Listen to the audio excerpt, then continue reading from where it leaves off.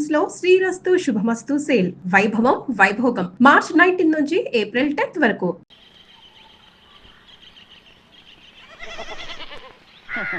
అనుకున్నా